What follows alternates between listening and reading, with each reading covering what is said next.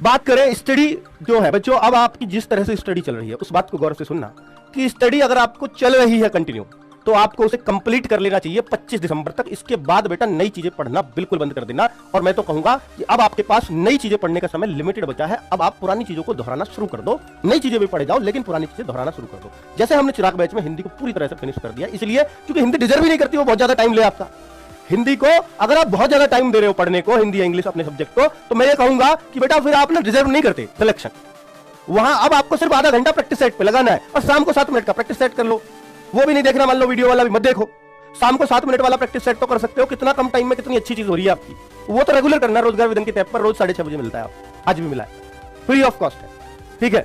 चलो, तो ये तो जरूर करते रहना। तो हिंदी को मैं मानता हूं कि आप अपनी उससे रिवीजन का टाइम खराब मत करो, सिर्फ मॉक लगाओ, खत्म करो। बात रहेगी 3 चीजों की, मैथ, रीजनिंग और जीएस। जीएस को बच्चा लगातार पढ़ पढ़ के बहुत ज्यादा समय देता है। मैथ्स को मैं कह रहा हूं वो जो जीएस का समय लगा रहे हो उसको मैथ्स पे लगाना शुरू कर दो, क्योंकि बिना जीएस के हो सकता है सिलेक्शन हो जाए पर बिना मैथ्स के सिलेक्शन नहीं हो। सिर्फ बिना जीएस के हो सकता है, क्योंकि जीएस में जो अच्छा भी बच्चा करके आएगा वो 20 में से 12-13 करके आएगा, बहुत अच्छा भी। और जब 20 में से इतना सबको पता कि 5-6 कोई भी कर देगा, तो कितना अंतर रहा, मात्र 5-6 क्वेश्चंस का। और मैथ्स की बात करूं, एक बच्चा जो अच्छा बच्चा हो तो पूरा 20 करता, और जो जिसको आता नहीं है मैथ्स वो बिल्कुल भी नहीं करता, तो वहां पूरा 20 क्वेश्चन का डिफरेंस। तो मैथ्स के डिफरेंस को क्रिएट मत होने दो। इसलिए मैं कह रहा हूं, तो प्लीज मैथ्स को कंटिन्यू टाइम दो। आपको मैथ्स अगर लगता है कि सर मेरे से नहीं हो पा रहा, मैंने बहुत कोशिश की है, तो आप एक काम कर लेना बस, कि जो भी आपसे बन रहा है, ऐसा तो हो ही नहीं सकता, इतना बेबुद्धि कोई नहीं होता कि मुझे मैथ्स बिल्कुल भी समझ नहीं आएगा, कोई भी नहीं होता, ठीक है, कि किसी भी टीचर का मैं पढ़ लूं मुझे एक भी क्वेश्चन समझ नहीं आता, ऐसा हो ही नहीं सकता, क्योंकि आपने अगर उसको हुआ नहीं बना रखा है। आप मैथ्स के उन चीजों को पढ़ो, जैसे कोई टीचर है किसी चैप्टर में वो 5 वीडियो बनाता है, लेकिन शुरू की 2 वीडियो उसकी बहुत आसान क्वेश्चंस की भी होती है। उन 2 वीडियो को तो कर लो यार, और उन्हीं के क्वेश्चंस को बार बार कर लो। मैं आपसे कह रहा हूं कि आप बहुत ज्यादा वो करो, सिर्फ उन 2 वीडियो के क्वेश्चंस को बार बार कर लो, इतना कर लो, तब भी आपका 20 में से कुछ भी नहीं 13-14 क्वेश्चन हो जाएंगे इतना करने पर। यानी जितना आपको समझ आ रहा है सिर्फ उतना मैथ्स कर लो, नहीं आ रहा उसको ये मान लो कि वो नहीं करना मेरे को, लेकिन जो आ रहा है उसको बार बार करो, मैथ्स अच्छा हो जाएगा।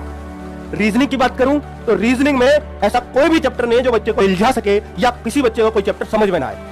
नहीं आ रहा हो दोबारा कर लो, लेकिन रीजनिंग में हर बच्चे का स्कोर 18, 19, 20 ही होना चाहिए। अगर इससे कम जा रहे हो तो अपना सिलेक्शन से दूर हो जाए। 20 में से आपके 18 क्वेश्चन मिनिमम मान के चलो मुझे करने हैं, 19वां 20वां अगर मैं छोड़ूंगा तो वो ऐसा हो सकता है कोई मुझे सीरीज ही उलझा दे या कोई मिसिंग नंबर उलझा दे, वो किसी को भी उलझा सकता है, ठीक है। तो उसकी तो कोई गारंटी नहीं दे सकता कि कोडिंग की कोई ऐसी आ जाए, तो उनके लिए मैंने 2 क्वेश्चन छोड़ देने, मैं 20 में से 20 ही कहता।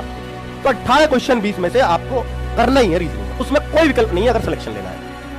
मैथ्स में आपका चल जाएगा कि भाई 15 ये बच्चे का थोड़ा मैथ्स कमजोर है, तो उसको रीजनिंग मजबूत करनी चाहिए, ठीक है। जिस बच्चे का मैथ्स कमजोर है उसको हिंदी बहुत मजबूत करनी चाहिए, लेकिन मैथ्स इतना कमजोर ना हो कि आप 5 भी ना करें तो सिलेक्शन नहीं हो, ठीक है। ये फैक्ट बात है बच्चों।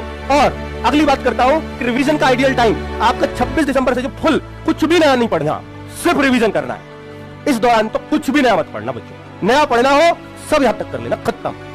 ये भी कम टाइम है क्योंकि हमारा टाइम ही कम है, इस बार टाइम ही बहुत कम दिया। एक तो फैक्टर ये भी है, कम कट ऑफ जाने का फैक्टर ये भी तो रहेगा, इस बार टाइम ही कहां दिया है एसएससी ने एग्जाम की तैयारी करने का बच्चों को। या 1.5-2 महीने में एग्जाम ले रहे, बताओ हद होती है।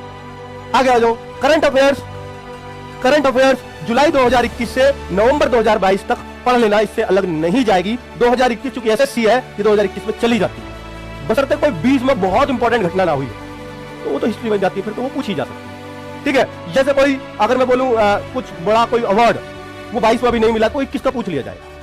ग्रैंड स्लैम है, फ्रेंच ओपन, ये 22 में नहीं हुए तो 21 की पूछे जाए, तो ऐसी चीजें किसकी इंपॉर्टेंट रहेंगी, ठीक है। तो ये हम सब कवर कराएंगे, वो हमारी जिम्मेदारी है।